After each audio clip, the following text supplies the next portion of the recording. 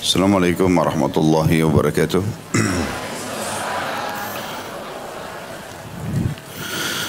Alhamdulillahi rabbil alamin. Segala puji dan puja kepada Tuhan alam semesta, satu-satunya pencipta, pemilik, penguasa, raja yang sebenarnya, yang selalu saja rahmatnya luas bagi orang yang beriman tentang keberadaannya, dan juga amat berat siksaannya bagi orang yang membangkang dan kufur.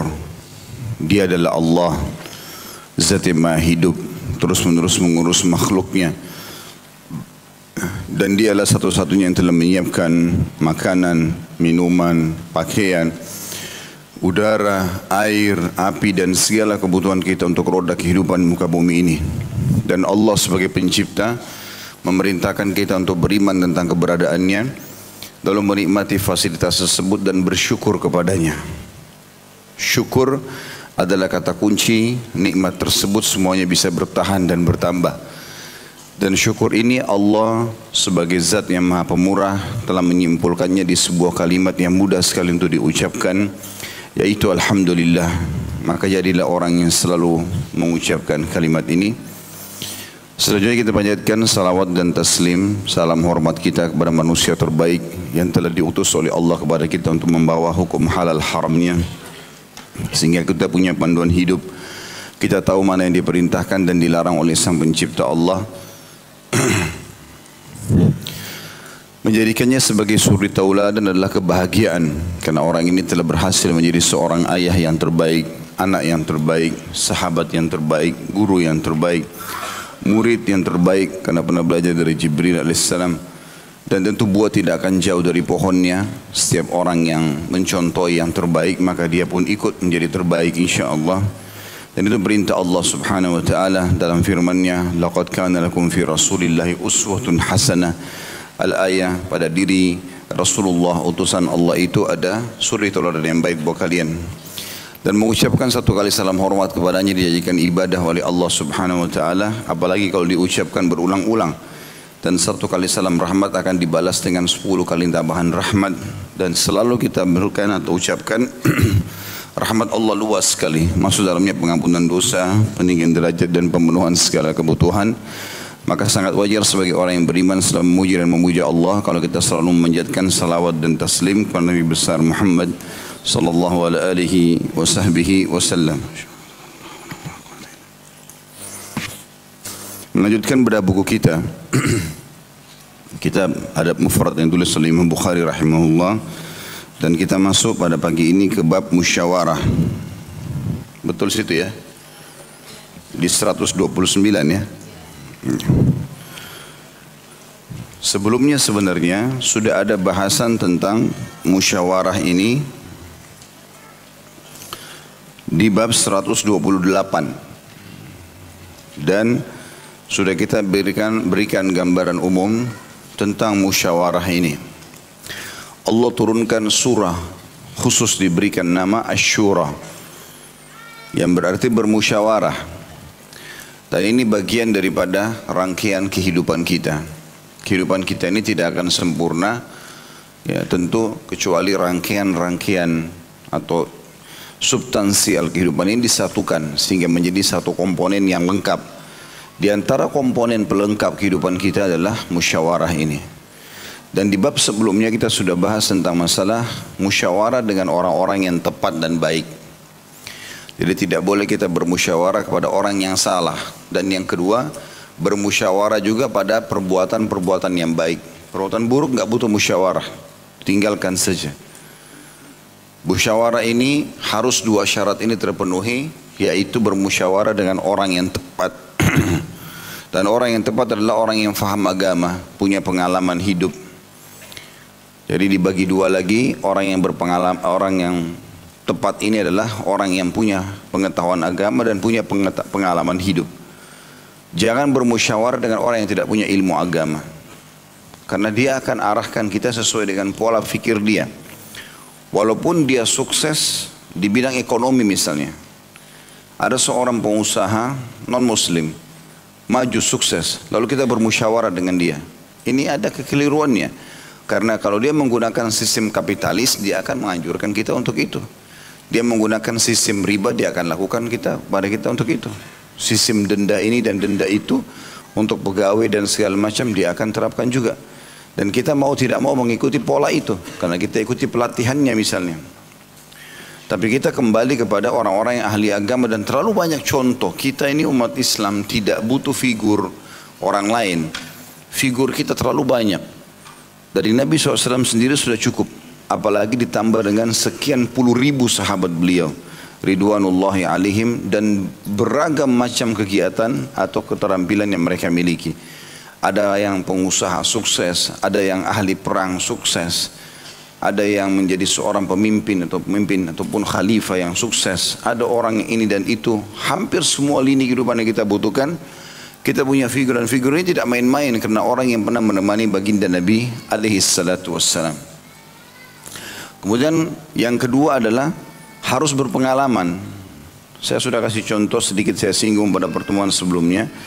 Kalau misalnya kita sudah berumah tangga, lalu ada masalah, jangan musyawarah sama orang yang belum berumah tangga. Walaupun dia lebih dewasa. Misalnya ada gadis tua atau ada laki-laki bujang tua, tidak menikah. Kemudian kita musyawarah sama mereka urusan rumah tangga. Ini mengembalikan masalah bukan pada ahlinya.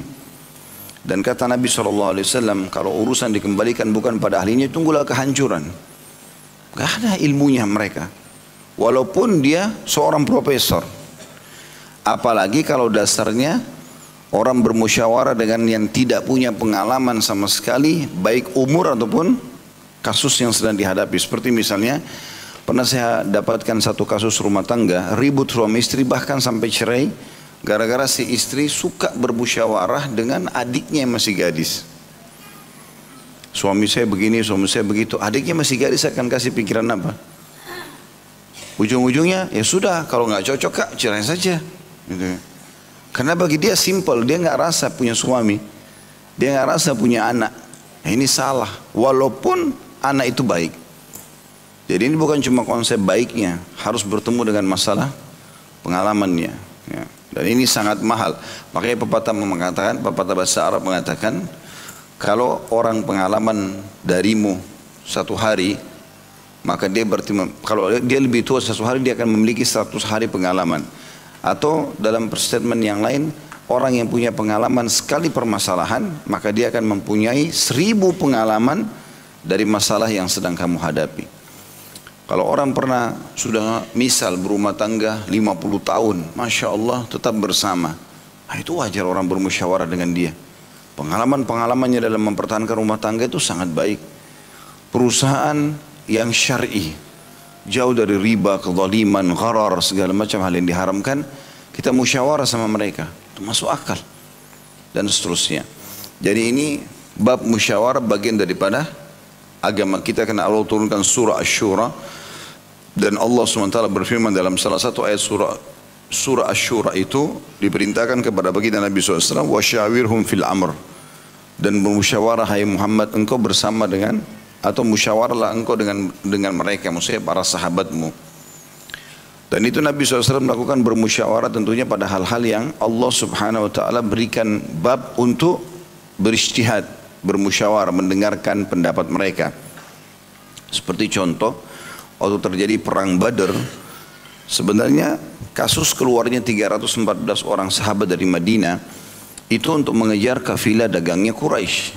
Kafilah dagang Quraisy hartanya banyak, dipimpin oleh Abu Sufyan, pada saat itu belum masuk Islam, dan hanya dijaga oleh 40 orang.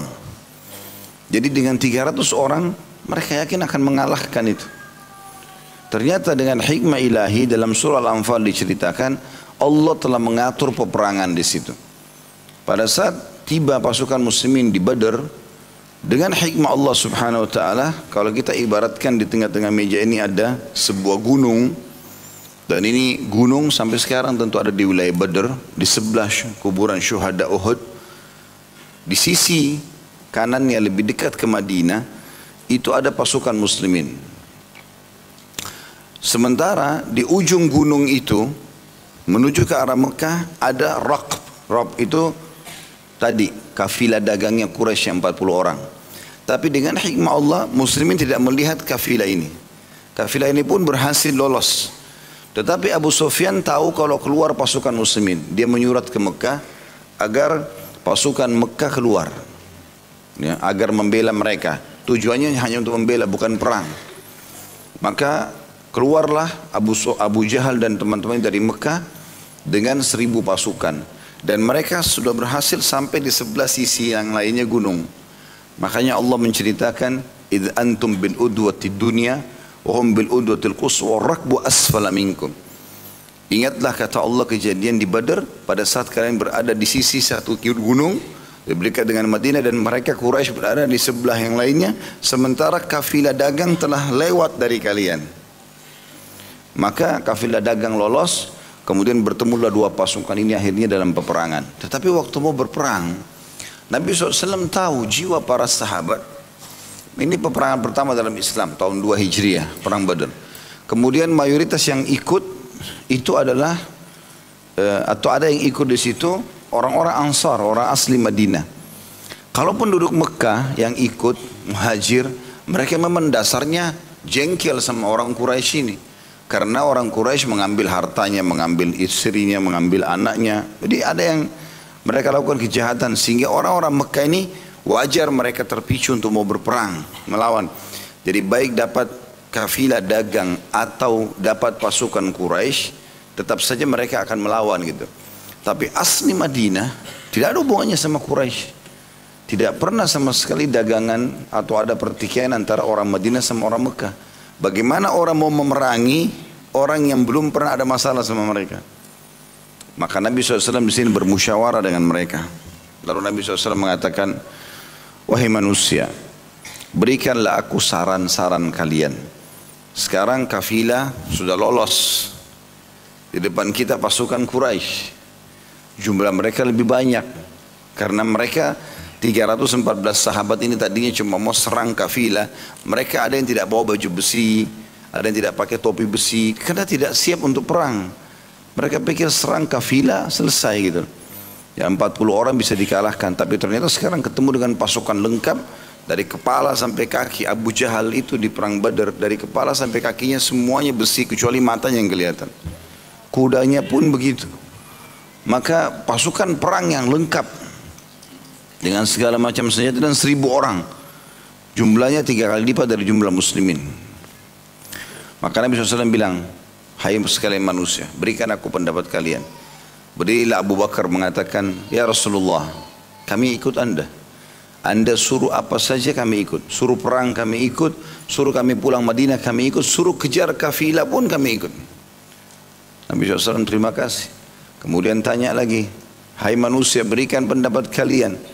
Abu Umar berdiri mengucapkan kalimat yang sama dengan Abu Bakar. Nabi SAW terima kasih. Nabi masih tanya lagi, hai manusia, berikan pendapat kalian. Berdirilah Mikdad, berdirilah sahabat-sahabat Nabi. Tapi rata-rata yang berdiri ini semuanya adalah orang-orang muhajir, orang dari Mekah. Dan mereka memang wajar, tadi saya bilang ada sesuatu yang membuat mereka terpicu untuk melawan Quraisy. Karena mereka jengkel selama di Mekah, disiksa, diganggu agamanya, diambil hartanya gitu kan. Ada di antara sahabat itu istrinya nggak mau masuk Islam, ditinggal di Mekah, diambil sama orang Quraisy, anak-anaknya, hartanya, jadi luar biasa gitu. Tapi Nabi SAW terus saja mengatakan, hai manusia, sampaikanlah, sampaikanlah, sampai akhirnya Sa'ad radhiyallahu anhu, sahabat Nabi yang mulia ini, pimpinan orang Ansar dari suku Khazraj. Dia mengatakannya, Rasulullah, seakan-akan anda menunggu berita dari kami, orang-orang Ansar. Maka kata Nabi SAW, benar. Berdirilah Sa'ad mewakili seluruh orang-orang Madinah mengatakan, ya Rasulullah, jangankan anda menyuruh kami berperang, kalau anda menyuruh kami masuk ke lautan, kami akan masuk ke lautan tersebut. Jadi maksudnya kami siap apa saja. Maka Nabi SAW tersenyum gembira sambil mengatakan, berita gembira buat kalian, karena Allah telah turunkan firman-Nya padaku di saat ini. Jibril datang membawa berita bahwasanya kita akan menang. Jadi bukan cuma sekedar kita bisa mendapatkan kafilah dagang, atau kita akan menang kalaupun lawan pasukan mereka. Dan ini akan mempermalukan mereka. Karena nanti ada 70 korban dari Quraisy, semuanya adalah tokoh-tokoh mereka. Di antaranya Abu Jahal, Umayyah bin Khalaf, dan banyak yang lainnya yang memang dasarnya Syaibah, Walid, Orang-orang yang jahat sekali waktu di Mekah, itu mati semuanya. Dan ini berita yang luar biasa, pukulan bagi orang-orang Mekah pada saat itu. Saking banyaknya tokoh-tokoh Quraisy yang mati, sampai di Mekah tertinggal satu orang saja masih hidup, Abu Sufyan. Ya, yang memimpin kafilah tadi. Yang lain semua orang tua sudah meninggal, tinggal anak-anak muda saja. Yang jelas ini tentu kisah panjang, teman-teman bisa kembali kajian sirah kami tentang masalah perang Badr. Yang kita ingin titik beratkan bagaimana Nabi SAW bermusyawarah dengan mereka. Waktu mau perang Uhud juga begitu. Ini jihad. Perintah ibadah bagus gitu kan. Tetapi Nabi SAW pada saat itu mempunyai pilihan apakah keluar dari benteng Madinah. Jadi kalau meja ini kita anggap Madinah, ada benteng yang besar dulu di dekat Gunung Uhud. Itu ada pintu gerbangnya. Kalau dibuka baru orang bisa masuk atau keluar. Kalau ditutup ya nggak bisa. Harus manjat tembok. Temboknya pun dilumuri dengan minyak biasanya orang zaman dulu supaya musuh nggak bisa manjat. Orang-orang Quraisy di tahun 3 Hijriah dipicu oleh Abu Sufyan untuk membentuk pasukan supaya jangan ada yang bersedih. Kita harus balas dendam. Di perang Badar kita kalah. Tokoh fulan meninggal. Tokoh fulan meninggal. Ayo kita nyerang. Intinya mereka sudah sampai di depan pintu gerbang Madinah. Sudah dekat. Tujuannya Madinah. Maka Nabi SAW bermusyawarah dengan para sahabat. Bagaimana saran kalian? Kita tetap melawan sekarang. Tapi kita melawan dari dalam benteng kah? Lemparin mereka anak panah, tombak segala macam. Sesekali keluar duel, masuk. Atau kita keluar, hadapi mereka di luar benteng. Maka berselisih pendapat di antara sahabat waktu itu. Ada yang mengatakan, ya Rasulullah, yang tidak sempat hadir di Badar penasaran, oh Badar turun malaikat, mereka dengan 314 kalahin 1000 orang dan segala macam keutamaan yang mereka sudah dengar. Apalagi Nabi SAW mengatakan ahli Badar mau berbuat apapun akan diampuni oleh Allah, khususnya hadir di Badar. Ini tentu ada bahasan ulama dalam bab ini, tapi yang jelas itu keutamaan mereka. Pada saat itu sebagian sahabat mengatakan keluar ya Rasulullah. Di antara juga muhajir yang semangat adalah Hamzah, paman Nabi SAW. Karena dia melihat di Badar berhasil mengalahkan mereka. Sekarang kita keluar aja, jangan dianggap pengecut. Tapi ada sebagian sahabat punya pendapat, ya Rasulullah lebih baik kita dalam benteng, aman. Kalaupun mereka berusaha untuk melawan kita, kita akan terus melawan dari dalam benteng dan kita lebih kuat karena di atas tembok dan mereka di bawah, kita bisa memerangi mereka. Dan kita tidak akan pernah Madinah direbut kecuali kita sudah meninggal semuanya. Kalau kita di luar meninggal dibunuh oleh mereka, Madinah terbuka, tertinggal perempuan sama orang tua saya sama anak-anak. Nabi SAW waktu itu lebih cenderung untuk tinggal dalam benteng. Tetapi karena mayoritas pendapat sahabat keluar, Nabi pun mengatakan baik kita keluar. Beliau mengambil pendapat yang mayoritas. Lalu beliau masuk dalam rumahnya alaihissalam. Sementara beliau persiapkan baju perangnya segala macam, datanglah beberapa sahabat Nabi, di antaranya paman beliau sendiri Hamzah radhiyallahu anhu ajmain yang nantinya mati syahid di perang Uhud. Itu yang datang kemudian dia mengatakan, sepertinya kita terlalu memaksakan pendapat kita kepada Nabi SAW. Nabi tanya pengen kita tinggal di dalam. Ayolah kita pergi ke rumahnya. Mereka datang ke rumah untuk minta supaya Nabi SAW tidak usah keluar gitu. Tapi Nabi keluar dari rumah sudah pakai baju perang, sudah pakai topi besi, sudah siap dengan pedangnya dan perisainya alaihissalam. Maka Hamzah mengatakan, ya Rasulullah, seakan-akan kami terlalu memaksakan pendapat kami. Jadi kalau memang Anda mau tetap di Madinah, kami ikut. Kata Nabi SAW dalam sabdanya masyhur, tidak layak seorang Nabi yang sudah menggunakan baju perang lengkap seperti ini, kemudian dia membuka lagi bajunya, kecuali Allah sudah tentukan dia yang menang lawan musuhnya atau dia kalah. Kita tidak bisa lagi ditarik nih. Dan sekarang kita keluar. Orang mukmin punya tekad seperti itu, baik dia jalankan. Nggak ada namanya maju mundur, nggak ada. Selama baik dia jalan.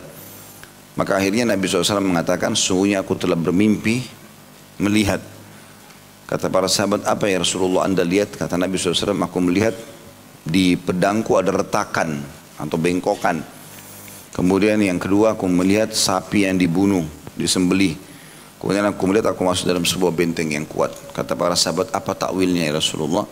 Kata Nabi SAW, kalau pedangku patah, itu berarti ada di antara sahabatku yang akan terbunuh. Kalau sapi itu adalah kerabatku yang akan terbunuh. Kalau benteng yang kuat adalah kota Madinah.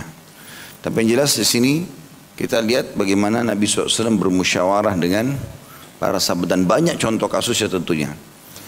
Itu dalam kehidupan baginda Nabi SAW. Abu Bakar, Umar, Uthman, Ali dan para sahabat Nabi Ridwanullah yang menjadi khalifah setelah Nabi SAW juga punya penasehat-penasehat yang mereka ajak untuk bermusyawarah. Padahal mereka sudah bijak, gitu kan. Jadi jangan kita eksklusif teman-teman punya pendapat sendiri. Kecuali memang kita dasarnya sudah sangat yakin. Misal kita lapar mau makan dan kita tahu ini makanan, tinggal kita pilih sendiri. Mungkin tidak selamanya harus bermusyawarah. Kecuali kita rame-rame di mobil, mungkin mau kasih pilihan restoran yang terbaik baru, gitu kan. Jadi tidak usah lagi sendiri di mobil, telepon dulu, saya mau makan di mana ya, gitu kan. Tidak pantas gitu, tidak perlu. Jadi bermusyawarah juga pada hal-hal yang diperlukan tentunya. Jadi ini kaidah yang penting supaya jangan kita sembarangan bermusyawarah dengan orang yang tidak beragama. Saya sudah jelaskan tadi efek-efek negatifnya, atau orang yang tidak punya pengalaman. Ya, orang yang punya agama pun harusnya juga diberikan penjelasan ya. Saya orang ini punya pengalaman dan segala macam hal yang sudah saya jelaskan tadi. Baik, kita masuk atau kita membahas selanjutannya di 129.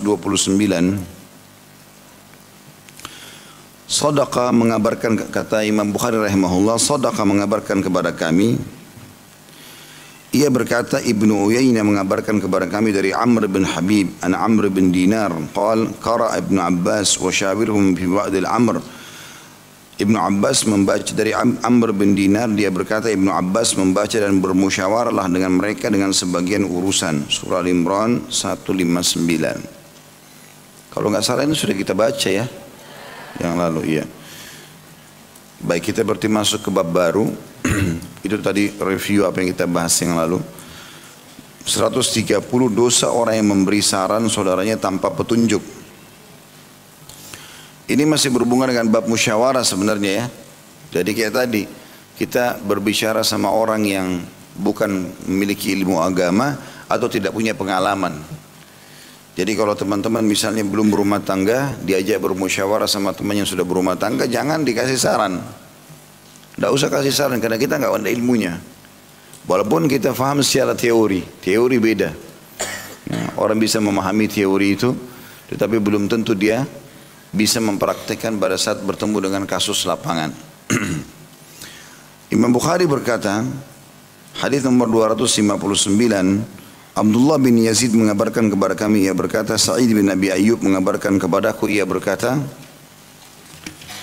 Bakar bin Amr mengabarkan kepadaku dari Abu Uthman Muslim bin Yasar an Abi Hurairah radhiyallahu anhu qala Nabi sallallahu alaihi wasallam man taqawwala alayya ma lam aqul falyatabawwa maq'adahu minan nar wa man istasharahu akhuhu al-muslim fa ashara alayhi bighairi rushdin faqad khanah wa man uftiya futiyan bighairi thabtin fa ithmuhu ala man afnah atau aftah. Terjemahan dari Abu Hurairah radhiyallahu anhu, ia berkata, Nabi SAW bersabda, barang siapa berbicara mengatasnamakan aku, maksudnya Nabi SAW, sesuatu yang tidak aku ucapkan, maka hendaklah dia bersiap menempati tempat duduknya di neraka. Dan barang siapa dimintai pandangan oleh saudaranya sama muslim, lalu ia memberinya saran tanpa suatu petunjuk yang baik, maka ia telah berkhianat kepadanya. Dan barang siapa diberi fatwa tanpa dasar yang benar, maka dosanya ada pada orang yang memberi fatwa kepadanya. Kandungan hadis ini dua buah ditulis di sini. Yang pertama, ancaman keras bagi orang yang meriwayatkan hadis-hadis yang dipalsukan atas nama Nabi SAW. Dan yang kedua, peringatan agar tidak berfatwa tanpa didasari ilmu. Kita bedah hadis ini. Nabi SAW mengingatkan dalam hadis ini 3 poin penting yang dijadikan sebagai pelajaran. Yang pertama, tentang potongan hadis man taqawwala alayya ma lam aqul. Siapa yang coba-coba menyampaikan pembicaraan atau penyampaian atau ilmu yang dinisbatkan kepadaku apa yang belum pernah aku ucapkan, maksudnya mengarang-arang ajaran Nabi SAW. Nabi bersabda, Nabi bersabda sebenarnya tidak gitu. Maka falyatabawa maq'adahu minan nar, dia tinggal milih saja tempatnya di neraka. Di sini ada pendapat ulama merincikan masalah ini. Yang dimaksud adalah orang yang menganggap remeh atau memang sengaja niatnya mau menipu. Rasulullah SAW bersabda padahal sebenarnya tidak. Dia tahu dia salah. Bukan ada ijtihad misalnya dia pernah dengarkan hadis itu cuma dia belum memastikan. Bukan. Seperti misalnya kalau kita baca tentang kisah hadis-hadis palsu, ya, atau disilakan dalam ilmu agama atau dalam ilmu hadis adalah maudhu'at. Hadis yang sengaja diletakkan, dibuat oleh orang-orang. Maka ada kisah yang unik-unik situ, aneh gitu. Salah satunya dinukil oleh para ulama adalah seseorang pedagang sayuran dulu tidak laku dagangan sayurnya di Irak. Pulang keluar hari Jumat kan biasa ramai orang, banyak orang belanja. Dagangan orang lain semua laku kecuali dia. Nah, nama makanannya itu, ya, nama sayurnya itu disebut sama dia. Rasulullah SAW bersabda, siapa yang makan sayur ini di hari Jumat sembuh penyakitnya. Hanya supaya laku dagangannya. Contoh saja. Dan banyak hadis-hadis yang seperti itu. Banyak. Mereka ngarang-ngarang gitu. Ada dari orang yang bodoh seperti ini. Ada juga dasarnya dari orang yang tidak suka sama Islam. Seperti di zaman, kalau tidak salah zaman Mu'tasim. Ya, pernah ada diketemukan satu orang Yahudi pura-pura masuk Islam. Kemudian dia belajar hadis, lalu dia sebarkan hadis banyak. Berjalan waktu ketahuan ternyata hadisnya palsu semua. Enggak ada dari Nabi SAW, bahkan sudah ribuan hadis. Maka ditangkap oleh khalifah. Lalu didatangkan, dihakimi di depan singgasananya khalifah. Khalifah mengatakan, bagaimana bisa kau berani-beraninya mengarang-arang hadis ini? Nabi kami. Sementara kau ini adalah seorang Yahudi, ketahuan. Maka dia bilang, begitulah yang saya inginkan. Memang dia mau begitu. Dia mau nyebarin berita dusta di tengah-tengah muslimin gitu. Maka kata khalifah waktu itu, kalau begitu saya akan membunuhmu. Dia bilang, biar anda membunuh saya, tapi saya sudah mengarang-arang 1000 buah hadis palsu. Dia silakan dengan 1000, bisa lebih, bisa kurang, ya, saking banyaknya. Maka kata khalifah pada saat itu, kami tidak pernah gentar karena kami memiliki Ahmad bin Hanbal dan Yahya bin Ma'in. Dua ini ulama hadis. Dua orang yang bersahabat. Ahmad bin Hanbal ulama madhab yang salah satu dari 4 madhab yang 4. Dan beliau juga ulama hadis. Dan Yahya bin Ma'in sahabat dekatnya Ahmad bin Hanbal. Dua-duanya ahli hadis. Maka beliau mengatakan, khalifah, kami memiliki Ahmad bin Hanbal dan Yahya bin Ma'in yang akan menyortir hadis palsumu itu. Dan memang betul, subhanallah. Sampai hari ini di zaman kita sekarang terpisah benar tuh mana hadis palsu, mana hadis yang benar. Bahkan terkarang banyak sekali buku-buku tentang hadis palsu. Inilah hadis palsu semua, jangan dibaca, jangan didengar, jangan seperti itulah. Nah, kalau ada orang sengaja melakukan perbuatan ini, dia dosa. Ini yang dimasukkan, pilih tempatnya di api neraka. Mirip juga pernah di salah satu masjid jami' di Irak. Rupanya ada orang ceramah, dia ceramah segala macam, dan dia bilang, saya telah mendengarkan dari Ahmad bin Hanbal dan Yahya bin Ma'in bahwasanya fulan dari sahabat Nabi, dari Rasulullah SAW. Rasulullah bersabda begini. Kebetulan dengan hikmah Allah di masjid itu datang Ahmad bin Hanbal, ada Yahya bin Ma'in, ada datang ke masjid itu, dan pas pengajiannya lagi berjalan. Terus Ahmad bin Hanbal balik kepada Yahya bin Ma'in, sahabatnya, kau kenal orang ini? Enggak. Tak, Yahya bin Ma'in kembali tanya Ahmad, kau kenal? Enggak, saya enggak kenal. Datanglah dua orang ini ke sana. Hai fulan, apa kau kenal Ahmad bin Hanbal dan Yahya bin Ma'in? Oh iya, itu guru saya. Padahal yang bicara ini orangnya. Zaman dulu kan enggak ada medsos, enggak ada foto, orang enggak tahu mukanya. Orang yang ngaku-ngaku saja. Kata Ahmad bin Hanbal, saya Ahmad bin Hanbal. Yahya bin Ma'in bilang, saya Yahya bin Ma'in, kami gak pernah kenal kamu, gak pernah kau hadiri pengajian kami. Maka karena dia malu, akhirnya dia mengatakan, apakah Ahmad bin Hanbal dan Yahya bin Ma'in cuma kalian berdua? Untuk membenarkan maksudnya. Jadi ini aneh ya. Ya seperti itulah, mereka memalsukan banyak hadis. Nah, kalau seperti ini yang masuk dalam ancaman Nabi alaihissalam. Tapi kalau misalnya ada seseorang di antara kita, dia tidak niat untuk memalsukan hadis Nabi. Dia pernah dengar di sebuah pengajian, ada seorang sampaikan, dan dia yakin itu benar. Lalu dia sampaikanlah dengan niat baik, gitu kan? Tidak ada niat untuk mendustakan Nabi alaihissalam. Maka insya Allah tidak masuk dalam ancaman ini. Makanya teman-teman, lebih baik kalau kita pastikan tentunya. Tapi biasa terjadi kekeliruan. Ya, maka ini tidak masuk insya Allah kalau tidak dia niatkan keburukan. Dan segera dia tarik. Kalau memang sudah ada penyampaian, oh itu ternyata hadis yang tidak benar atau apa, dia berhenti. Gitu kan? Dia tarik itu. Nah, itu sering terjadi tentunya. Sering terjadi di kalangan para ulama kita yang akhirnya menarik. Mengatakan ternyata hadis itu begini dan begini, diluruskanlah oleh mereka dalam fatwa-fatwanya gitu. Jadi ini yang potongan yang pertama. Potongan yang kedua, wa man istasyarahu akhuhu muslim fa asyara alaihi bighairi rusydin faqad khana. Ini yang peringatan yang kedua. Siapapun yang diajak bermusyawarah dengan saudaranya muslim, lalu dia memberikannya isyarat ya, atau jawaban atau gambaran tanpa punya ilmu, maka dia telah mengkhianatinya. Ya, tadi seperti misalnya dia tidak punya pengalaman dalam bisnis tapi dia memberikan saran, atau dia tidak punya pengalaman rumah tangga lalu dia berikan saran, ini semua tidak boleh. Berhenti saja karena kita nggak punya pengalaman. Walaupun kita paham secara teori. Ya baik bilang saya nggak tahu ini. Karena kalau kita bicara nanti takutnya salah, gitu kan? Apalagi kalau teori-teori yang kita paham ini masih sifatnya umum, belum kita pastikan dari rujukan yang benar, ya.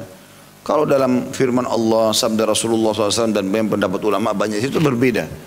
Tapi kan kalau pengalaman hidup, ini istri saya kalau keluar rumah tidak pernah mau izin, bagaimana pendapatmu? Ya. Oh kalau gitu, kalau saya sih saya ceraikan saja. Oh kalau saya sih saya akan marah. Oh kalau saya sih, kan bisa saja karena dia tidak punya pengalaman kan. Belum ada interaksi sama istrinya, atau mungkin perempuan mengatakan begitu tentang suaminya kepada temannya yang masih gadis misalnya, gitu kan. Suami saya itu kadang-kadang kalau ngomong kasar orangnya. Oh kalau saya sih nggak mau kalau orang kasar. Maka kita pulang bawa pendapat dia. Oh ya kayaknya nggak usah sama orang ini nih. Padahal kita sudah berumah tangga mungkin 4 tahun, 5 tahun. Itu kalau 1 tahun 365 hari. Ini sudah ribuan hari berarti. Bisa 1400 hari kita tinggal sama dia. Orang ini datang dengan 5 menit kita menanyakan sesuatu, dia kasih jawaban. Dirangkumlah yang ribuan hari dengan 5 menitnya. Coba secara rasional teman-teman. Kita kalau tanya satu orang, kita ceritakan masalah rumah tangga kita dan dia bukan ahlinya misalnya, tidak punya pengalaman, baru berumah tangga. Kemudian kita ceritakan masalah rumah tangga kita yang 3-4 tahun di dalam setengah jam. Apa yang mau disimpulkan dalam setengah jam? Iya atau tidak? Cerai atau berjalan? Kan jadi masalah. Makanya nggak boleh sembarangan ini. Ya. Ini harus lebih hati-hati tentunya. Jadi di sini masuk dalam segala hal ya, termasuk masalah semua kegiatan. Kalau kita merasa kita punya pengalaman, bilang lebih baik tanya kepada yang lebih ahli. Ya. Kalau saya tidak punya pengalaman gitu, seperti itulah. Kita mungkin memberikan isyarat dia supaya pergi ke siapa, itu lebih baik. Karena di sini masuk dalam bab pengkhianatan. Kalau kita sengaja bicara yang tidak punya ilmu, maka masuk dalam bab pengkhianatan. Kita seperti mengkhianati dia. Nanti rusak rumah tangganya, nanti nggak jadi bisnis, nanti apalah, akhirnya jadi masalah. Potongan yang ketiga adalah وَمَنْ أُفْتِيَ فُتْيًا بِغَيْرِ ثَبْتٍ فَإِثْمُهُ عَلَى مَنْ أَفْتَاهُ. Dan barang siapa yang diberi fatwa tanpa dasar yang benar, maka dasarnya adalah orang yang memberi fatwa, dosanya terhadap orang yang memberi fatwa itu. Makanya penting teman-teman sekalian kita memang menanyakan kepada para ulama, wajar itu. Kalau kita tidak tahu, kalau tidak punya ilmu jangan berfatwa, gitu kan. Kalau ada orang sengaja menyampaikan fatwa salah, ngawur, ini berdosa dia. Tapi kalau dia punya pendengaran, pernah dia dengar maksudnya ilmu, dari seseorang dan dia yakin seperti tadi kasusnya masalah hadis, lalu dia menyampaikan ternyata dia keliru lalu dia kembali, ini biasa, ini bisa terjadi. Maksudnya jangan disebarluaskan, tetapi jangan sampai dia lakukan itu terus. Enggak, kalau dia salah dia kembali. Oh ada pendapat yang lebih kuat begini misalnya, itu wajar. Gitu kan. Dan ini dinukil dari para ulama-ulama kita. Gitu kan. Sampai Imam Syafi'i rahimahullah pernah berkata tentang muridnya Imam Ahmad. Imam Ahmad muridnya Imam Syafi'i karena selalu hadir di majelis Imam Syafi'i. Dan Imam Ahmad sering ajak teman-temannya sambil mengatakan, ayo kita dengar ke orang Quraisy ini. Karena sungguh dia punya hikmah yang sangat luas. Dia ajak teman-temannya untuk dihadir majelisnya Imam Syafi'i rahimahullah. Lalu Imam Syafi'i berkata, hai Ahmad, sesungguhnya engkau telah menguasai, engkau lebih menguasai hadis daripada kami. Maka kalau sampai kepadamu sesuatu, sampaikanlah kepada kami agar kami mengikutinya. Dan ini sebuah hal yang sangat baik. Bagaimana seseorang justru menanyakan apapun yang dia belum tahu atau minta diberikan masukan kalau dia tidak tahu, gitu kan? Itu positif. Jadi cara memahaminya seperti itu. Jadi kalau ada orang yang fatwanya tidak punya dasar, apalagi memang dasar salah satu cirinya orang itu tidak benar, kalaupun diingatkan dia tidak mau kembali. Maka seperti jelas, sudah jelas salah, diingatkan tidak mau kembali. Orang yang benar kalau diingatkan, memang dia mungkin pernah dengar sesuatu lalu kemudian ternyata ini loh salah itu, karena ini pendapatnya, ini hadisnya ini, dia sudah kembali itu, ada masalah. Karena memang manusiawi, dia tidak niat dari awal ingin menipu umat ini gitu.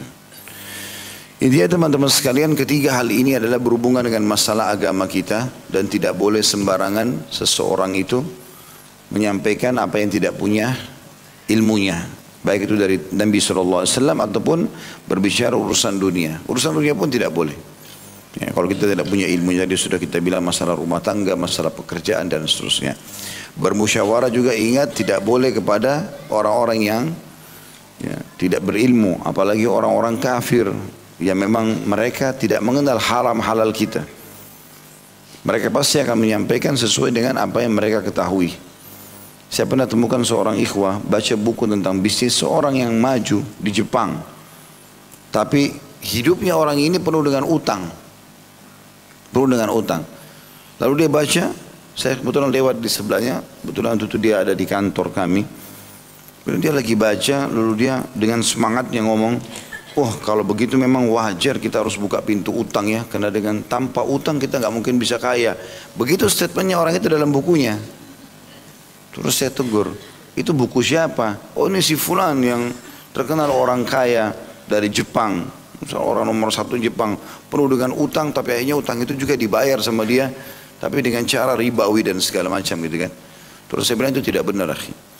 Karena Islam melarang kita membuka pintu utang kecuali darurat. Sudah tahu hadisnya yang kata Nabi SAW, kalau orang mati syahid pun terbunuh di medan perang, jelas-jelas dia datang beriman lalu ditusuk oleh musuh, mati syahid, itu pun dengan ikhlas dia baru bisa mati syahid, diampuni semua dosanya kecuali utangnya. Bagaimana bisa antum buka pintu utang? Nggak boleh. Lebih baik daripada utang, kita mulai dulu mengajak dia partner bisnis. Misalnya kita punya ide, ini saya punya ide mau buka ini, mau buka ini, mau buka ini. Kita ajak datang kepada seorang yang punya harta, ajak dia untuk partner bisnis, itu lebih masuk akal. Gitu kan? Atau kalau kita buka pintu utang, betul-betul kita menganggap ini bukan sebuah proyek bisnis, ini murni misalnya kita mau beli rumah, mau beli mobil, mau beli apa, dan kita perlu. Lalu kita datang kepada seorang saudara kita muslim yang punya harta, tolong bantu saya, pinjamkan begini-begini. Dan dia akan mendapatkan pahala tentunya. Karena kata Nabi SAW, ya, siapa yang mengutangkan saudaranya muslim, atau memberikan tenggang waktu, atau memaafkannya, maka dia akan dapat naungan Allah di hari kiamat, tidak ada naungan kecuali naungannya. Ya, artinya di mahsyar orang lagi kepanasan, dia bisa selamat gitu kan. Bersama dengan 7 golongan yang lain yang disebutkan dalam hadis lain, kayak pemimpin yang adil, 2 orang saling mencintai karena Allah, orang yang berinfak dengan tangan kanan tangan kiri yang enggak tahu, orang yang menangis sendiri mengingat Allah, orang yang menjauhi perzinahan dan seterusnya.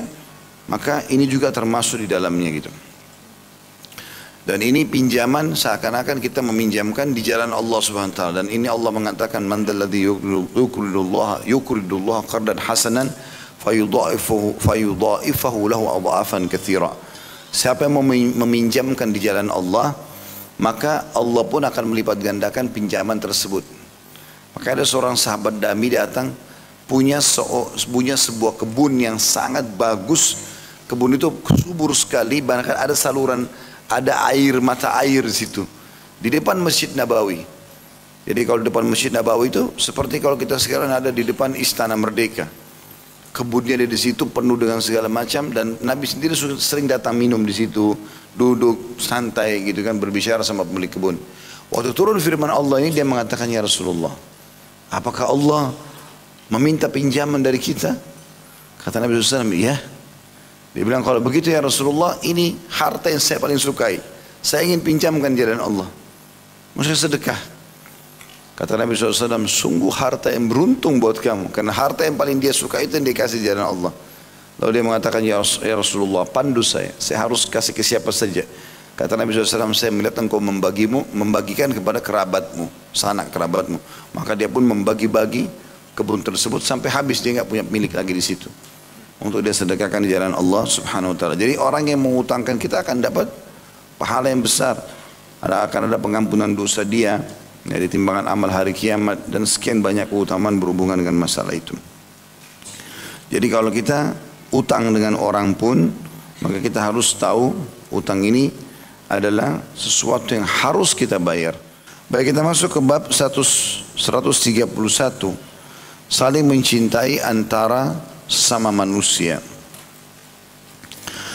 Hadis nomor 260, Imam Bukhari rahimahullah berkata, Ismail bin Abi Uwais mengabarkan kepada kami, ia berkata, saudaraku mengabarkan kepadaku dari Sulaiman bin Bilal, dari Ibrahim bin Abi Usaid, dari kakeknya, an Abi Hurairah radhiyallahu anhu an Nabi sallallahu alaihi wasallam qala, walladhi nafsi biyadi la tadkhulul jannata hatta tuslimu wa la tuslimu hatta tahabbu wa abshu salam wa tahabbu wa iyyakum wal bughdha fa innaha hiyal halikah. La aqulu lakum tahliku sya'rah walakin tahliku din. Dari Abu Hurairah radhiyallahu anhu bahwasanya Nabi SAW telah bersabda, demi Rabb yang jiwaku berada di tangannya, maksudnya demi Allah, N-nya besar kata ganti Allah, di tangannya, kalian tidak akan masuk surga hingga kalian masuk Islam, dan kalian tidak akan Islam hingga kalian saling mencintai. Sebarkanlah salam, niscaya kalian akan saling mencintai, dan hati-hatilah kalian terhadap kebencian, karena sungguhnya itu adalah menggunduli. Aku tidak mengatakan kepada kalian itu menggunduli rambut, akan tetapi dia menggunduli agama.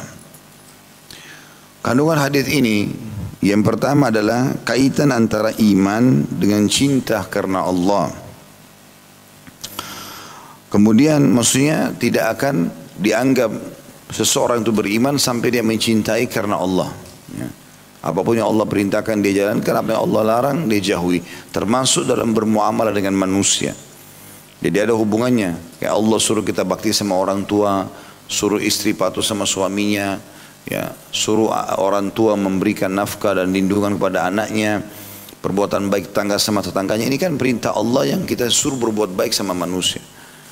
Maka itu ada hubungannya sama iman. Kemudian yang kedua, dalam hadis di atas terdapat anjuran agar senantiasa menyebarkan salam. Ini sudah sering kita ulangi, akan kita jelaskan lebih jauh sebentar insyaAllah. Masalah menyebarkan salam.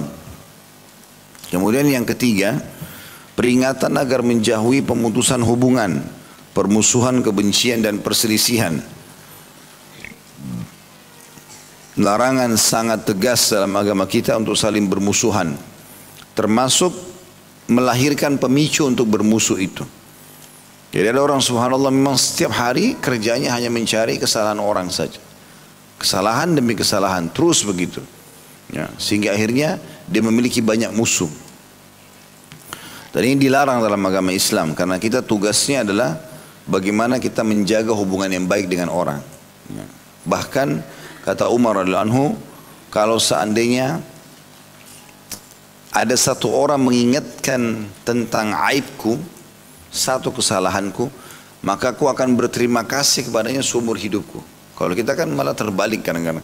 Kalau orang mengingatkan kesalahan kita, kita malah memusuhi dia. Ya, semestinya terbalik. Ya, sampai dikatakan oleh statement seorang salafus saleh, janganlah engkau membenci orang-orang yang mengingatkan kesalahanmu, gitu kan? Karena sesungguhnya dia sedang membangunkanmu. Dalam statement yang lain dikatakan, jangan kau jadikan orang yang mengingatkanmu seperti jam beker yang kamu buang. Ini statement lain. Ya, ini sudah di zaman kita pada saat sudah ada jam yang berbunyi seperti itu. Lalu dikatakan, janganlah engkau menjadikan orang yang mengingatkanmu seperti jam beker yang kalau kau dengar membangunkanmu maka kau akan membuangnya dan merusaknya.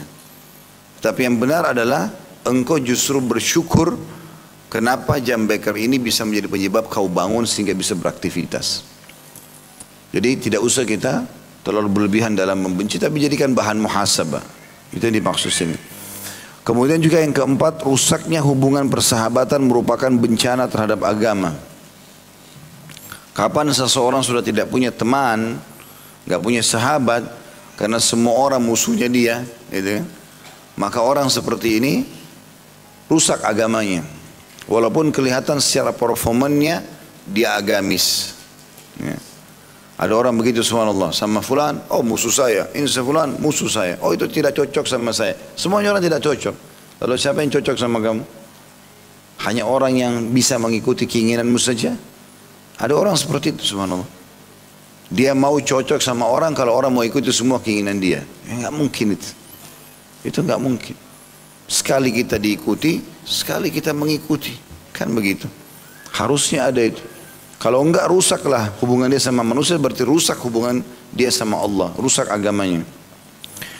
Yang kelima, mengucapkan salam akan menyingkirkan pemutusan hubungan, serta akan menumbuhkan kasih sayang dan mengokohkan persahabatan di antara kaum muslimin.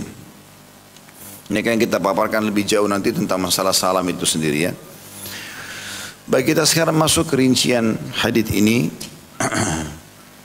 Bermula daripada sumpah Nabi SAW, walladhi nafsi biyadi, demi jiwaku yang ada di tangannya. Ini termasuk sumpah yang dibolehkan dalam agama. Karena ternyata bukan hanya Nabi SAW yang melakukannya, tetapi sahabat juga begitu. Di antaranya Abu Hurairah radhiyallahu anhu sering kali mengucapkan, demi jiwa Abu Hurairah yang ada di tangannya. Maka sama saya kita mengatakan demi Allah, dengan penuh keyakinan kalau nyawa kita ini dipegang oleh Allah SWT. Setiap saat Allah bisa tarik, sebagaimana Allah juga tiupkan ke badan kita. Maka ini sumpah yang positif ya. Dan dalam Islam ada adab-adab sumpah ya. Yang pertama, sumpah itu diucapkan kalau memang dibutuhkan. Dibutuhkan. Kita sudah sampaikan, orang nggak percaya, atau kita harus menyampaikan sesuatu untuk membela orang lain yang sedang benar di pengadilan misalnya. Tapi sumpah tidak boleh permainkan. Ada orang subhanallah cuma ditanya makan sama temannya, sudah makan belum? Demi Allah sudah. Apa hubungannya? Karena orang ngobrol sebentar, sumpah apa? Kenapa harus sumpah? Itu. Subhanallah, salah satu ciri orang yang suka dusta, banyak sumpahnya. Jadi sumpah ini kita harus jaga, apalagi menggunakan nama Allah SWT. Hanya diucapkan kalau dibutuhkan. Darurat sekali. Kalau kita tidak butuh, maksudnya di sini tidak butuh, nama kata tidak diperlukan untuk mengucapkan itu. Karena cukup kita mengatakan, tidak, saya sudah makan, saya belum makan, saya nggak bisa datang, saya akan datang. Cukup. Tidak usah menggunakan nama Allah Subhanahu Wa Taala. Tapi kalau sesuatu darurat sekali, ya silahkan. Dan kita harus tentu memahami adab yang lain ya. Adab yang lain adalah orang kalau mengucapkan nama Allah, dia nggak boleh berbohong. Dia udah bawa Tuhannya. Tentu kalau kita pernah berlaku pada masa lalu, bertobat kepada Allah SWT. Tapi kalau ke depan tidak boleh, gitu kan. Setelah kita pelajari begini, kita nggak boleh lagi bersumpah kalau kita berbohong, gitu kan. Atas nama Allah ya, demi Allah, padahal dia tahu dia nggak benar. Tidak, jangan. Kemudian adab juga di sini adalah kalau orang yang sudah terucapkan sumpah nama Allah di depan dia, misalnya dia nanyakan sesuatu, orang itu sudah mengatakan demi Allah tidak misalnya. tugas kita menerima itu. Karena sebenarnya dia seakan-akan sudah melibatkan Allah untuk menghukum dia atau menolong dia. Kalau dia benar ditolong, kalau dia salah dia akan dihukum. Maka tugasnya kita pada saat orang bersumpah, kata Nabi SAW, kalau seseorang telah bersumpah atas sama Allah di hadapanmu, maka ridho lah. Terimalah, udah. Berarti urusan kau sama Allah. Ya. Dan itu tentu sesuatu bobotnya sangat besar bagi orang beriman kalau sudah dialihkan kepada Allah Subhanahu wa taala. Dan ini adab-adab sumpah ya. Jadi yang pertama boleh mengucapkan sumpah seperti ini selain nama Allah, kemudian digunakan ini hikmahnya, kemudian adab-adabnya adalah yang pertama tadi tidak boleh mengucapkan kecuali dibutuhkan. Ya. Kemudian yang kedua, orang yang bersumpah atas nama Allah tidak boleh berbohong. Kemudian yang ketiga, orang yang telah disumpahi di atas depan matanya dia harus menerima sumpah tersebut. Itu adabnya. Kemudian potongan yang kedua, la tadkhulul jannata hatta tuslimu. Kalian tidak akan masuk surga sampai kalian masuk Islam. Dan ini hadis yang sangat jelas tentang tidak akan masuk surga kecuali jiwa yang muslim. Sebanyak apapun amal yang sudah dikerjakan oleh orang non muslim tidak akan bermanfaat buat dia untuk masukkan ke dalam surga. Ya, seperti statement yang banyak disebarkan sekarang itu ya. Ya, semua agama kan sama. Apa-apa semua masuk surga. Enak bener. Ya. Enak bener itu. Kita pilih aja agama yang paling ringan. Paling enak Nasrani yang nyanyi seminggu sekali masuk surga. Tidak datang pun tidak apa-apa. Gitu kan? Ada bahkan setahun sekali Natalan saja. Enak bener itu. Tidak usah repot-repot, banyak hukum halal haramnya Islam gitu kan. Sementara Allah SWT mengatakan laqad kafara alladziina qalu innallaha tsalitsu tsalatsa dalam surah Al-Maidah. Telah kafir orang yang mengatakan trinitas. Allah mengatakan itu kafir. Kemudian juga Allah SWT mengatakan di dalam surah Al-Bayyinah, innal ladzina kafaru min ahli kitabi wal musyrikin fi nari jahannam khalidina fiha. Sesungguhnya telah kafir kata Allah ahli kitab itu Yahudi Nasrani dan orang-orang musyrik, dan mereka akan kekal dalam api neraka kalau mereka tetap meninggal dalam keyakinan itu. Juga sabda Nabi SAW, tidak ada seorang pun dari Yahudi, Nasrani, disebutkan rinciannya ini, agama-agama mereka, Majusi, penyembah api, yang mendengarkan aku diutus menjadi Nabi, dan mereka tidak beriman pada risalahku, dan mereka meninggal dalam keyakinan tersebut, sampai meninggal dalam keadaan agama, tidak menganut agama Nabi SAW, kecuali masuk neraka. Jadi jelas gitu kan, dalam agama kita. Ini tidak usah khawatir, oh nanti ini garis keras nih, ini ya apalah istilahnya, banyak diistilahkan sekarang gitu kan. Dengan ini radikal karena gara-gara mengatakan orang kafir. Oh, gimana caranya? Allah yang bilang, "Qul ya ayyuhal." Masa kita enggak mau mengucapkan? Allah bilang, katakanlah hai orang-orang kafir. Itu dari 1400 tahun yang lalu turun. Dan itu Nabi disuruh bilang kepada siapa? Orang Quraisy depan mata yang masih ada hubungan kerabat sama Nabi. Gara-gara mereka datang negosiasi sama Nabi SAW. Hai Muhammad, bagaimana kalau Mekah kita bagi dua? Bagaimana maksudmu bagi dua nih? Ya, sehari kau ikut ibadah kami, sehari kami ikut ibadahmu. Sama-sama, saling dukung, toleransi. Kata Nabi SAW, enggak boleh. Baik kalau begitu, sepekan, sehari buat kami, sepekan buat kamu. Enggak bisa. Baik, sehari buat kami, sebulan buat kamu. Enggak bisa. Sehari buat kami, setahun buat kamu. Enggak bisa. Muhammad terakhir nih. Sehari buat kami, seumur hidup buat kamu. Enggak bisa. Langsung Jibril turunkan, "Qul ya ayyuhal kafirun." Katakan hai Muhammad kepada orang-orang kafir yang lagi nego sama kamu itu untuk toleransi. "La a'budu ma ta'budun." Saya tidak akan pernah sembah apa yang kau sembah. Enggak ada ritualmu yang akan saya ikutin. Enggak mungkin. "Wala antum a'buduna ma'bud." Enggak usah kalian juga ikut-ikut datang masjid kami, enggak usah.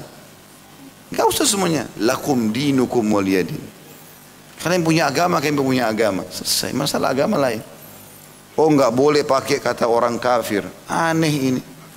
Allah pencipta langit yang mengatakan begitu, baru datang di Indonesia sekarang ada orang bilang begitu, nggak usah pakai kata orang kafir. Ini manusia lahir dari mana ini? Ngaku muslim lagi. La haula wa la quwwata illa billah. Jadi kita nggak mungkin mengubah itu, ya. Jadi syarat masuk surga muslim, selesai. Dan itu harus antum yakin, tidak boleh ragu. Salah satu hal yang tekankan Ibnu Qayyim rahimahullah, bisa membatalkan keislaman seseorang kalau dia ragu tentang kekafiran orang kafir. Nggak boleh ragu, karena Allah yang bilang mereka kafir. Kadang kita mengatakan enggak loh ya Allah, mereka enggak kafir. Bagaimana caranya?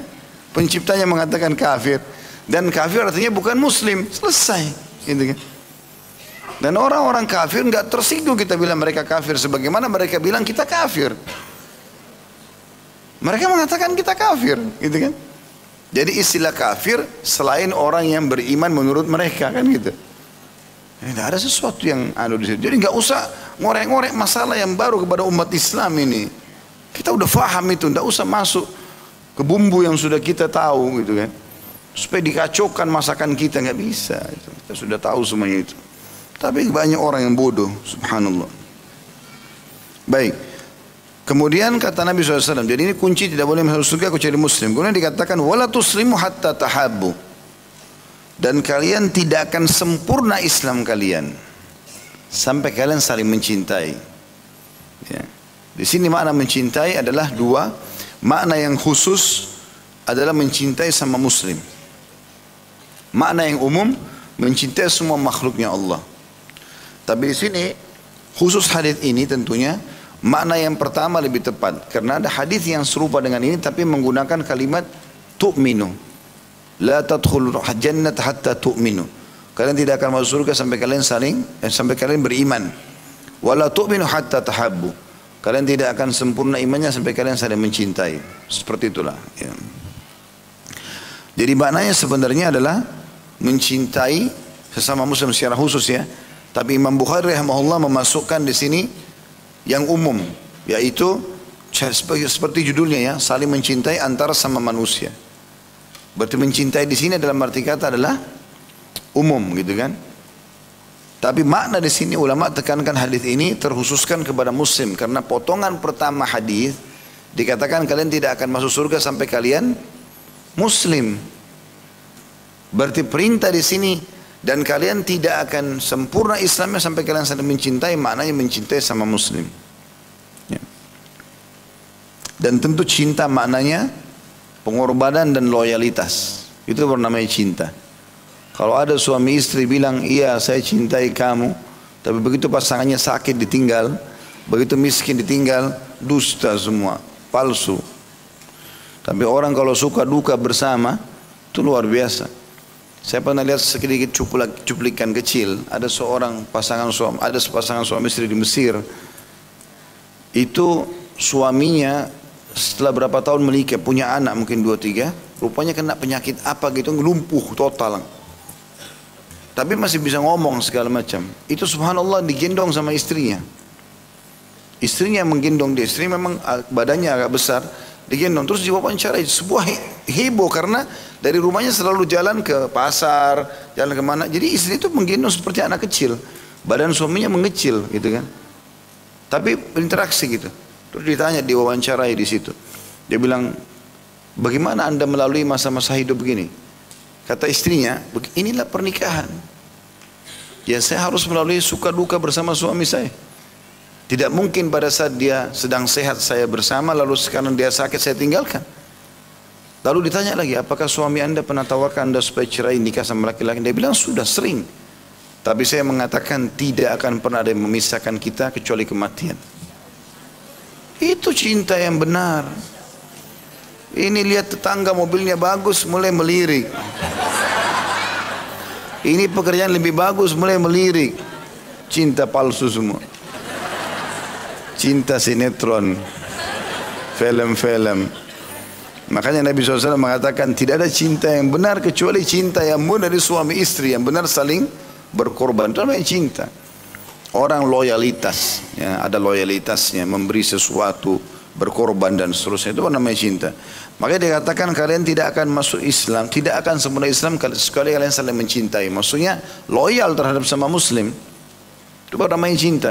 Mendahulukan dia, memberikan dia. Kalau tidak salah di YouTube sudah ada bahasan kami tentang masalah adab persaudaraan dalam Islam itu. Pada saat mengkaji khusus babnya dalam kitab Minhajul Muslim Syekh Abu Bakar rahimahullah tentang masalah itu. Kemudian selanjutnya, wa afsyus salam tahabbu. Ya.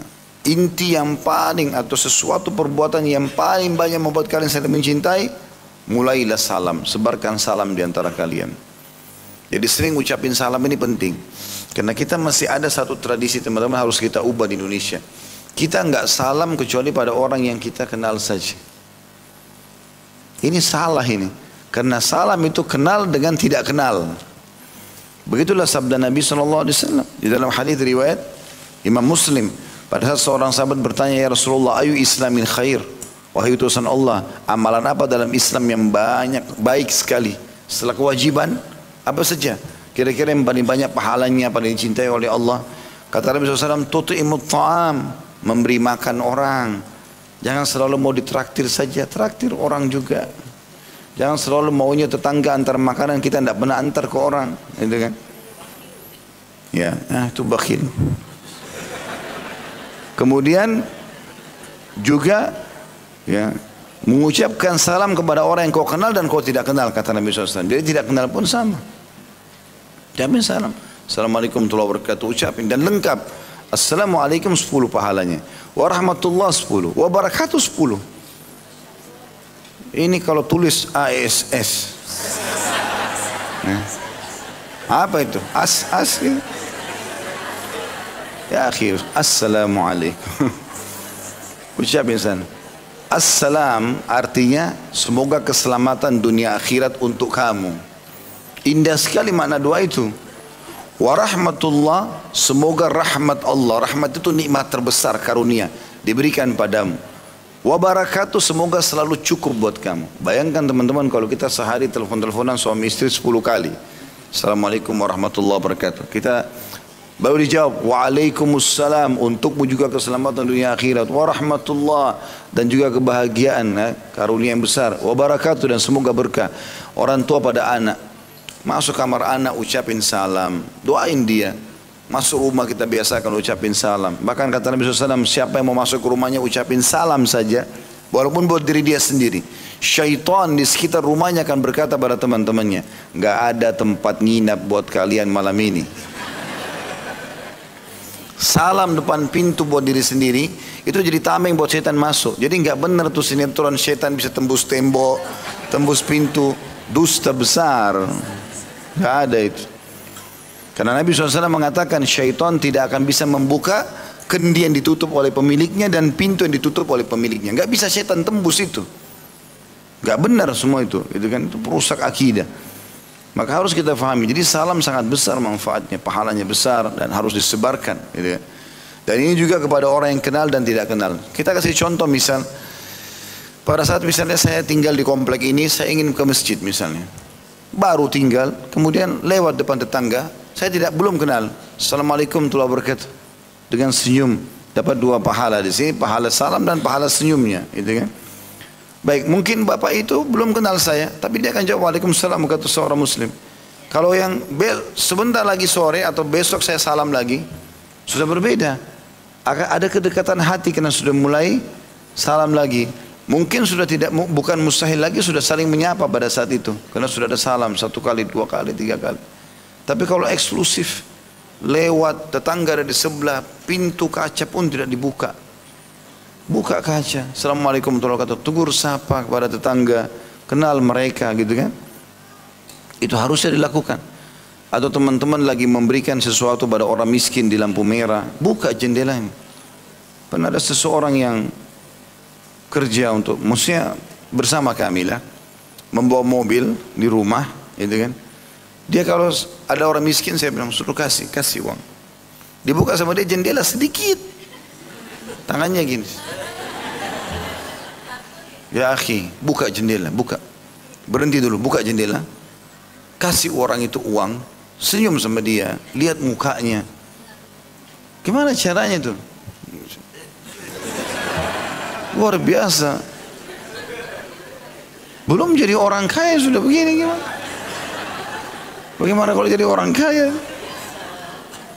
Orang miskin itu subhanallah kalau kita kasih dan kita sambil lihat ke mukanya, kasih ke tangannya, gembiranya luar biasa gitu. Saya pernah berjalan sama seorang teman saya, kebetulan namanya dia Khalid juga, tapi orang Saudi, orang Madinah. Kami bersahabat, beliau asli orang Madinah. Satu waktu saya ada urusan di kantor kampus waktu itu di Madinah, sama-sama menuju ke fakultas kami. Pas jalan lagi ngobrol-ngobrol berdua, rupanya ada mobil sampah. Saya betul-betul ambil pelajaran subhanallah. Saya nggak pernah berpikir itu.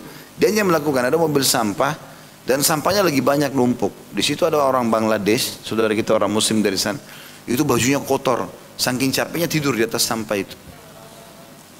Di dalam mobil sampah. Itu pas kami sudah mau masuk ke materi kuliah gitu kan. Terus dia berhenti, dia bilang sebentar Khalid, sebentar. Ya, berhenti, saya pikir dia mau apa. Dia masuk itu lalu dia tegur, Assalamualaikum, Assalamualaikum, dipanggil sama dia. Sampai bangun orang itu. Itu dalam kondisi orang itu penuh dengan sampah badannya, bajunya kotor, tangannya kotor. Salaman, dia salaman sama dia. Dia salaman sama dia. Setelah dia salaman, jalan.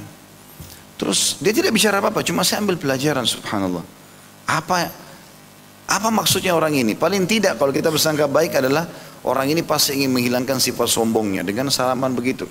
Masukkan kegembiraan dalam hati seorang muslim. Dan itu satu hal yang positif.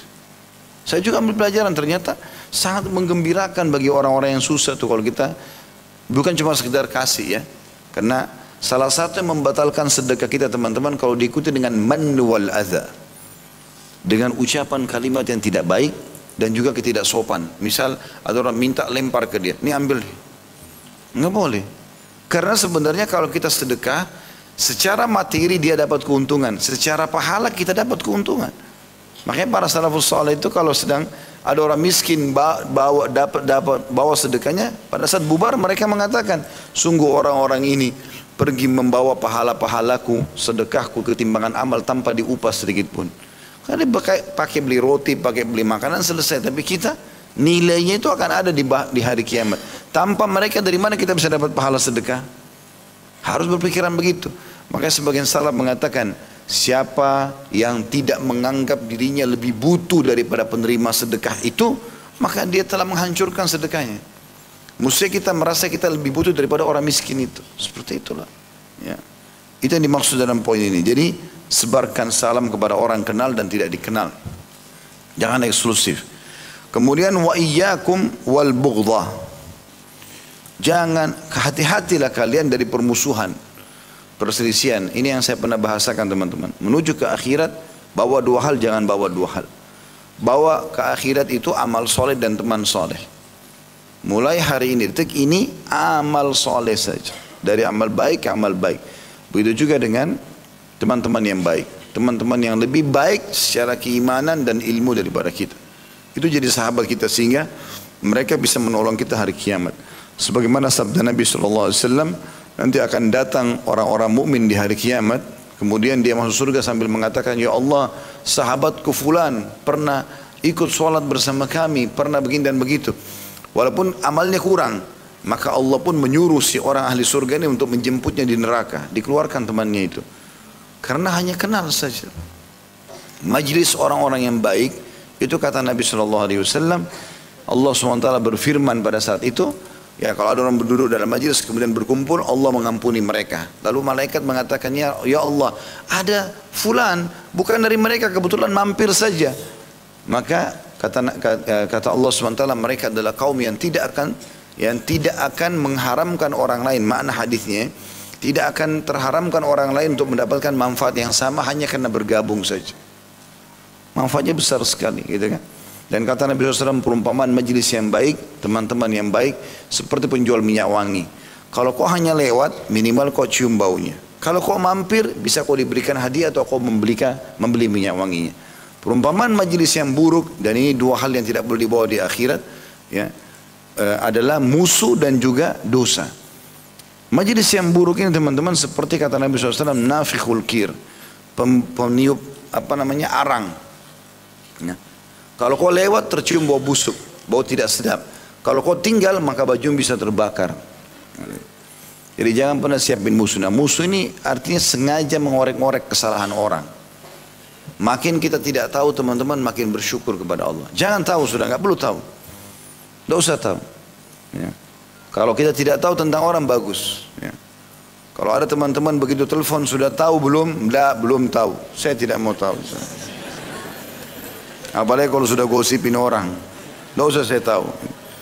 Begitulah yang Nabi SAW contohkan. Ini baru buka WA pagi-pagi sudah tahu belum? Ya. Telepon sudah tahu belum? Tahu belum? Gosipin orang nomor satu. Pertama. Dulu itu berita gosip cuma seminggu sekali mungkin. Sekarang setiap hari. Sekarang hot news. Luar biasa. Setiap berapa hari sekali berita terbaru. Berita terbaru. Dan seringkali masalahnya orang. Gosipin orang. Gitu kan. Waktu Nabi SAW ditanya, apa itu ghibah? Dosa besar, gunjing. Kata sahabat teriak Allah dan Rasul lebih tahu, kata mereka. Kata Nabi SAW, engkau menyebutkan sesuatu yang tidak disukai oleh saudaramu. Walaupun benar ada padanya. Kenapa? Sahabat mengatakannya Rasulullah, bagaimana kalau yang saya ceritain ada padanya? Memang ada dasarnya aib itu. Dia bilang, kalau ada kau telah menggibahnya. Kalau tidak ada maka engkau telah menzaliminya. Atau membuat fitnah gitu. Jadi harus hati-hati nih teman-teman. Tidak boleh ada permusuhan. Orang musuh kita biarin. Yang penting jangan kita musuhi orang. Karena pasti ada saja orang yang musuh sama kita ya. Terutama orang-orang yang memang tidak sejalan. Itu umumnya begitu. Yang penting kita sudah jujur, kita sudah baik, kita sudah menjadi orang yang baik.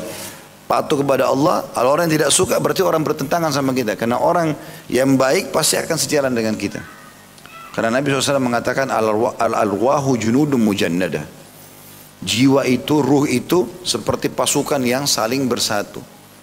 Mana yang sejalan, sama-sama beriman, sama-sama fasik atau kafir, itu akan sejalan. Mereka akan nyaman bersama-sama. Dan mana yang tidak sejalan maka akan terpisah. Jadi yang orang, kalau kita sudah baik ada orang tidak suka, berarti tanda tanya orang itu. Ya, kita sudah tahu tolak ukurnya. Tentu baik ini kita sportif menilai diri kita benar atau tidak. Kita sudah baik nggak di pandangan agama. Fa innaha hiyal halika. Karena ketahuilah permusuhan itu adalah pembinasaan sebenarnya.